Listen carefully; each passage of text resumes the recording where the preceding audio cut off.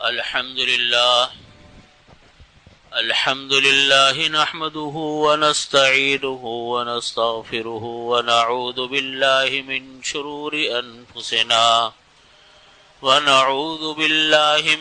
شرور أنفسنا ومن سيئات أعمالنا من يهده الله فلا مضل له ومن يضلله فلا هادي له وأشهد أن لا إله إلا الله وحده لا شريك له وأشهد أن سيدنا وسندنا ومولانا محمدا عبده ورسوله وقال الله تعالى في القرآن المجيد وفرقان الحميد والفجر وليال عشر والشفع والوتر والليل إذا يسر هل في ذلك قسم لذي حجر۔ بزرگان محترم، برادران عزیز، عشرہ ذی الحجہ شروع ہونے والا ہے اور آج ابھی امید ہے کہ ذی الحجہ کا چاند نظر آ جائے گا۔ یہ عشرہ بہت عبادتوں کا، بڑی فضیلتوں کا عشرہ ہے۔ ذی الحجہ کے مہینے کا نام بھی ذی الحجہ اس لیے بولتے ہیں کہ یہ حج والا، ذی الحجہ مانے حج والا، ذو کے معنی آتے ہیں والا اور حجہ کے معنی حج، تو حج والا مہینہ۔ یہ مہینہ بہت برکتوں والا، بڑی ہی عبادتوں والا مہینہ ہے۔ مہینے سے مراد صرف یہ 10 دن، یکم ذی الحجہ سے لے کر 13 ذی الحجہ تک، جس میں تکبیر تشریق چلتی۔ عبادتوں کا پورا ایک سلسلہ شب برات سے شروع ہوتا ہے، 15 شعبان المعظم سے، اور رات آتی ہے شب برات کی، شب برات کی۔ اس کے بعد پورا مہینہ گزرتا ہے رمضان المبارک کا، پھر شوال سے یہ اشہر حج شروع ہوتے، ان کو اشہر حج کہتے ہیں، حج کے مہینے، حج کی تیاریاں، حاجیوں کا حج پہ جانا، پھر اس کے طرح طرح کے انتظامات اور اس کی تربیتیں، یہ پورے حج کا مہینہ ہے، شوال، ذوالقعدہ، پھر ذی الحجہ۔ اس عشرے میں جو عبادتیں انجام دی جاتی ہیں وہ ایک نہیں ہے، کئی قسم کی عبادتیں۔ ہمارے ہاں ہم لوگ ذی الحجہ کے مہینے کو 2 چیزوں کے اعتبار سے جانتے ہیں۔ ایک اس اعتبار سے کہ اس مہینے میں حج ہوتا ہے، وہ تو اللہ رب العزت جس کو موقع دے وہ حج پر چلا گیا۔ باقی لوگ قربانیاں کرتے ہیں، یہاں تک ہم اس کو اہمیت دیتے ہیں، لیکن جو شروع کے دن ہیں اس کے ہمارے ہاں لوگوں کو زیادہ معلومات نہیں۔ اس مہینے کی جو عبادتیں ہیں وہ ہے یکم ذی الحجہ سے لے کر 9 ذی الحجہ کو تک روزے رکھنا، یعنی 9 ذی الحجہ بھی شامل ہے، 9 ذی الحجہ بھی شامل، تو 9 دن کے روزے رکھنا، راتوں کو جاگ کر عبادت کرنا، چاند رات کو شب بیداری کر کے عبادت کرنا، قربانی کرنا، حج کا کرنا، اور جو لوگ قربانی کرنے والے ہیں ان کا بال اور ناخن نہ کاٹنا جب سے کہ چاند نظر آ جائے، اور قربانی کرنے تک بال اور ناخن نہ کاٹے، اور تکبیر تشریق پڑھنا۔ 7 چیزیں بنتی ہیں۔ پہلی چیز دن کو روزے رکھنا، رات کو عبادت کرنا، نمبر 3 تکبیر تشریق پڑھنا، نمبر 4 جس دن صبح کو عید ہے رات کو عبادت کرنا، جتنی ہو سکے گناہ میں ملوث نہ ہو۔ فرائض فجر اور عشاء کی نماز کے بعد کے درمیان جو بھی عبادت ہو کر لے۔ عید کی نماز کرنا، قربانی کرنا، حج کرنا، یہ ان دنوں کی خاص عبادتیں۔ میں ایک ایک بات عرض کرتا چلتا ہوں۔ نبی کریم صلی اللہ علیہ وسلم نے فرمایا کہ جو انسان ذی الحجہ کا چاند نظر آنے کے بعد یکم ذی الحجہ سے لے کر 9 ذی الحجہ تک روزے رکھے گا تو ایک دن کے روزے کا ثواب 1 سال کے روزے کے برابر ہے۔ ہم جب عید رمضان کے بعد شش عید کے روزے رکھتے ہیں نا، 6 روزے جو رکھتے ہیں شوال میں، اس کے بارے میں آتا ہے کہ 6 روزے 1 سال کے برابر ہے، اور یہاں 1 روزہ 1 سال کے برابر ہے۔ آپ اندازہ کرو کتنا اجر و ثواب ہے۔ نمبر 2، رات کی عبادت کا ثواب شب قدر جیسی عبادت کا ثواب ہے، ہر رات کی عبادت کا۔ پورے رمضان المبارک میں ایک شب قدر آتی ہے، اور اس کے بارے میں بھی پتہ نہیں ہوتا کہ کون سی دن شب قدر آئے گی۔ یہاں فرمایا گیا کہ شب قدر جو ہے وہ روزانہ کوئی انسان عبادت کرے تو اس کا ثواب شب قدر کی عبادت جیسا ہے۔ حضرت مفتی شفیع صاحب رحمۃ اللہ علیہ کی کتاب احکام حج، انہوں نے احکام حج میں یہ مسئلہ لکھا کہ مزدلفہ کی جو رات ہوتی ہے وہ شب قدر سے افضل رات ہوتی ہے۔ تو یہ معمولی مہینے نہیں ہے۔ اب پھر دن کے وقت میں روزے اور رات کے وقت میں عبادت، بشرط یہ کہ 5 نمازیں اہتمام کے ساتھ جماعت کے ساتھ پڑھنے کا اہتمام کریں، جس طریقے سے ہم لوگ رمضان المبارک میں کرتے ہیں، گناہوں میں مبتلا نہ ہو، اور اللہ تعالیٰ کو ان دنوں میں چلتے پھرتے تکبیر، تحلیل، تحمید بہت پسند ہے، ذکر اللہ بہت پسند ہے۔ استغفار کرے، درود شریف پڑھے، تکبیر پڑھے اللہ اکبر، تحلیل کریں لا الہ الا اللہ محمد الرسول اللہ، تحمید کہیں الحمدللہ رب العالمین یا الحمدللہ۔ تو اگر ہمارے بزرگوں نے لکھا کہ اگر کوئی انسان تیسرا کلمہ پڑھے تو ساری چیزیں آ جاتی ہیں تیسرے کلمے میں، لا الہ الا اللہ واللہ اکبر ولا حول ولا قوت الا باللہ العلی العظیم، سبحان اللہ والحمدللہ ولا الہ الا اللہ واللہ اکبر ولا حول ولا قوت الا باللہ العلی العظیم، سبحان اللہ تسبیح ہو گئی، والحمدللہ تحمید ہو گئی، سبحان اللہ والحمدللہ ولا الہ الا اللہ یہ تحلیل ہو گئی، کلمہ طیبہ ہو گیا، اور ولا الہ سبحان اللہ والحمدللہ ولا الہ الا اللہ واللہ اکبر یہ تکبیر ہو گئی، ولا حول ولا قوت الا باللہ یہ تو ویسے ہی اللہ کو بے تحاشا کلمہ پسند ہے، جنت کے خزانوں میں سے ایک خزانہ ہے۔ استغفار کی کثرت اور درود شریف کی کثرت، چلتے پھرتے بس یہ ذکر کرتے رہو، یہ بے تحاشا مقبول اعمال میں سے ایک عمل ہے۔ یہ جو میں نے بات آپ کو عرض کی کہ دن میں روزہ رکھنا، رات کو عبادت کرنا، یہ 8 ذی الحجہ تک کا ثواب ہے، ہر دن کے روزے کا ثواب 1 سال کے روزے کے برابر۔ تو ایک آدمی نے اگر 8 روزے رکھے، 8 سال کی عبادت کا ثواب اس کو ملا، اور 9 ذی الحجہ جس کو یوم عرفہ کہتے ہیں، یوم عرفہ سے مراد یہ نہیں جب وہاں حاجی کا حج کر رہے ہو، بلکہ یہاں مراد ہے 9 ذی الحجہ جو ہمارے پاکستان کی 9 ذی الحجہ بنے گی۔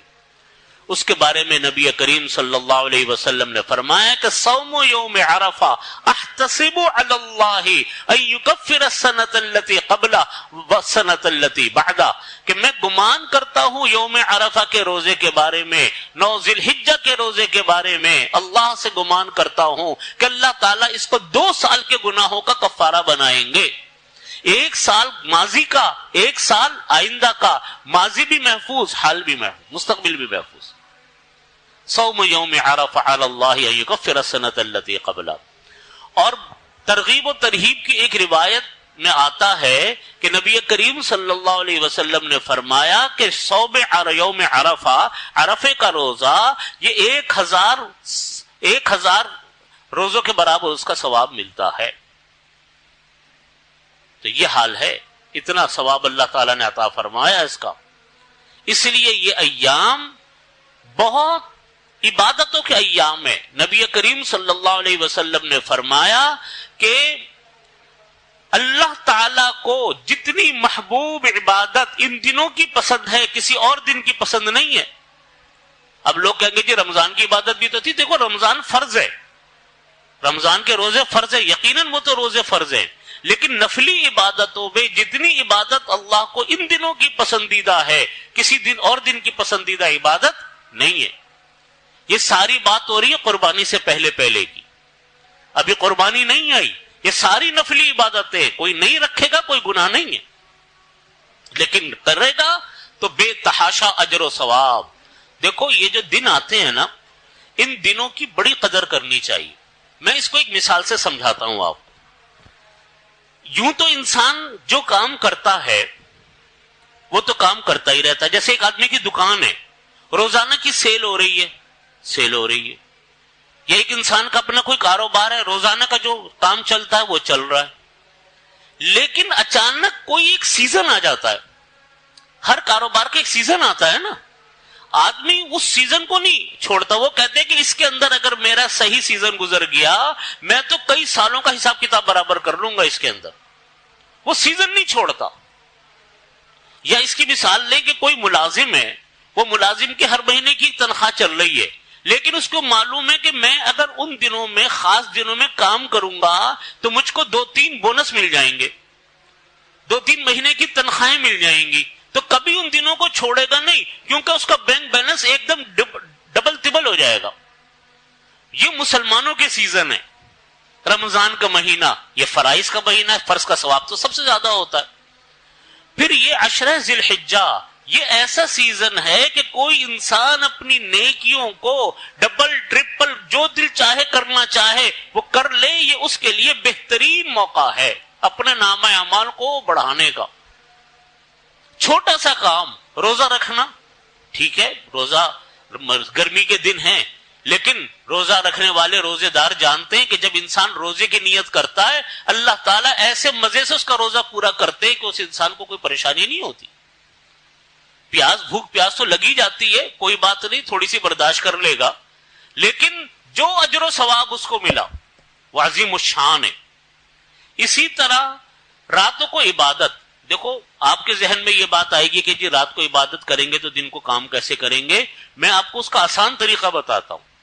عشاء کی نماز، مغرب کی نماز، فجر کی نماز جماعت سے، اس وقت میں اس فرائض اور واجبات کے بعد جتنی نفلی عبادت آپ کر سکتے ہو آسانی سے، خوش دلی سے، وہ روزانہ کی بنیاد پر کر لو۔ آپ رات کو بیٹھ کے یہ جو میں نے عرض کیا، سبحان اللہ والحمدللہ 3 کلمہ پڑھ لیا، درود شریف کی تسبیحیں پڑھ لی، استغفار کی تسبیحیں پڑھ لی، یہ ذکر و اذکار آپ نے کیا، قرآن پاک پڑھا، تھوڑی سی تلاوت کی، تہجد کی نماز پڑھی۔ تہجد کے لیے آخر شب میں اٹھنا بہت افضل بات ہے، لیکن کوئی ضروری نہیں ہے۔ تہجد عشاء کی نماز کے بعد جب دل چاہے تہجد پڑھ سکتا ہے آدمی، 1 گھنٹہ، 1.5 گھنٹہ، 2 گھنٹہ، جس کی جیسی طبیعت ہو نمازوں کے بعد وہ بیٹھ کے تھوڑا بہت کچھ ذکر اذکار کر کے پھر بے شک سو جائے۔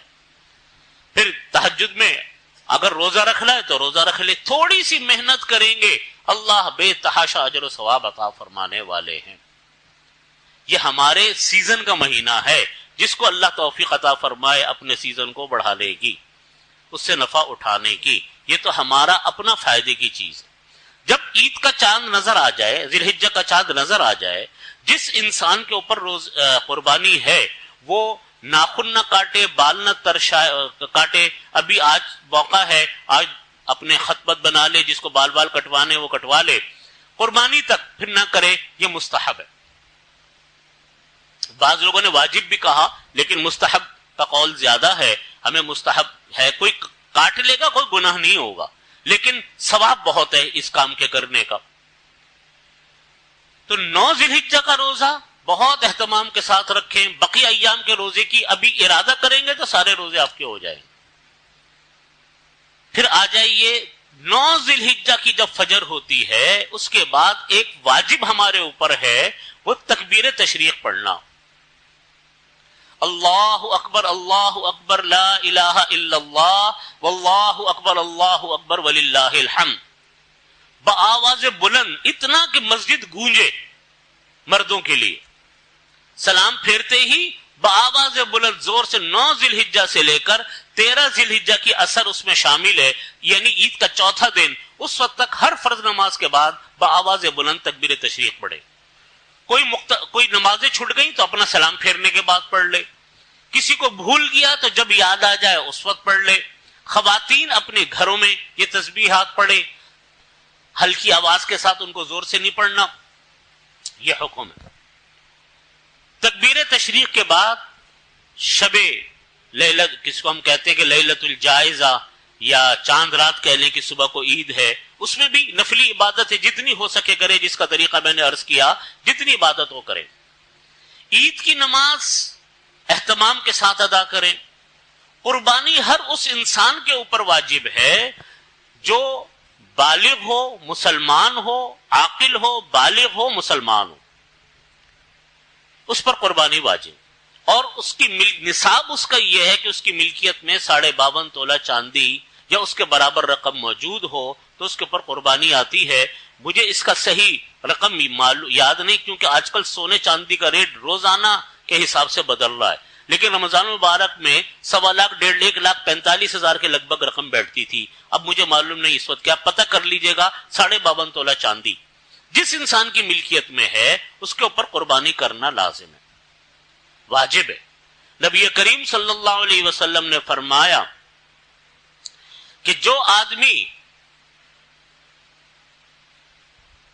من وجد سعتا ان یضحی فلم یضحی فلا یحضر مصلانا او کما قال صلی اللہ علیہ وسلم. من وجد سعتا، جو انسان گنجائش پائے قربانی کرنے کی، یعنی اس کے اوپر قربانی واجب ہو، فلم یضحی، پھر بھی وہ قربانی نہ کرے، فلا یحضر مصلانا، ہماری عیدگاہ میں نماز پڑھنے مت آئے. اتنا سخت حکم فرمایا کہ ہمارے ساتھ عیدگاہ میں مت آؤ. قربانی واجب ہے پھر بھی قربانی نہیں کرتے. صحابہ کرام نے پوچھا کہ یا رسول اللہ ما هذه الاضاحی، یا رسول اللہ یہ قربانی کیا چیز ہے؟ تو نبی کریم صلی اللہ علیہ وسلم نے فرمایا کہ سنت ابیکم ابراہیم، تمہارے والد حضرت ابراہیم علیہ الصلوۃ والسلام کی سنت ہے. صحابہ کرام نے پوچھا یا رسول اللہ فما لنا فیہا یا رسول اللہ، کہا کسی صحابی نے سوال کیا ہمیں کیا ملے گا قربانی کرنے میں یا رسول اللہ؟ آپ نے فرمایا لکل شعرۃ حسنہ، ہر بال کے بدلے میں اللہ ایک نیکی عطا فرمائیں گے. پھر صحابی نے پوچھا یا رسول فما الصوف یا رسول اللہ، یا رسول اللہ جو جانور کے اوپر اون ہوتی ہے جیسے بھیڑ دمبے ہیں، ان کا کیا حکم ہے؟ ان کا کہنے کا مطلب یہ تھا کہ وہ تو بہت ہوتے ہیں تو اس کا ثواب بھی ہمیں اتنا ہی ملے گا. کہا کہ فما الصوف یا رسول اللہ، اون والے جانور کا کیا حکم ہے یا رسول اللہ؟ آپ نے فرمایا کہ اس کے اندر بھی ہر بال کے بدلے میں اللہ ایک نیکی عطا فرماتے.